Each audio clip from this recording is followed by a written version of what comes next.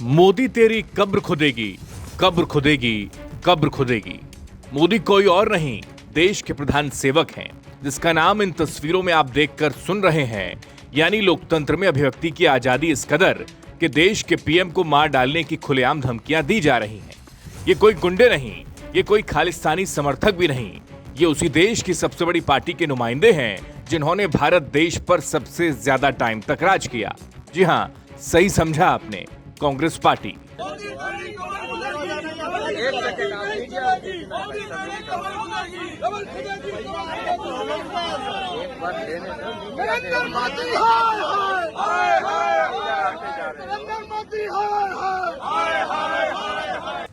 देश को धमकाने के नारे दरअसल लग रहे थे देश की सल्तनत यानी कि दिल्ली से, उस दिल्ली से जहां से कुछ ही किलोमीटर पर लोकतंत्र का पावन मंदिर है।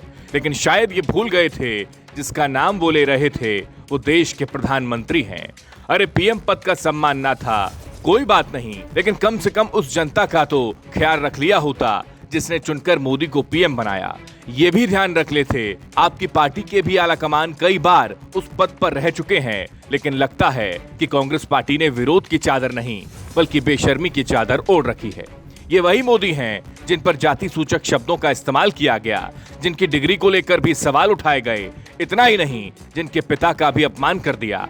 हद तो इस कदर हो गई कि मोदी को मार डालने की खुली धमकियां दी जा रही हैं। लेकिन फिर भी मोदी ने इस विरोध का ऐसा जवाब दिया है कि कांग्रेसियों की नींद उड़ जाएगी। रहा था कुछ लोग जिनको देश ने नकार दिया है, जिन्हें देश अब स्वीकार करने के लिए तैयार नहीं है, जो निराशा की गर्त में डूब चुके हैं, वो आजकल माला जपते हैं, माला।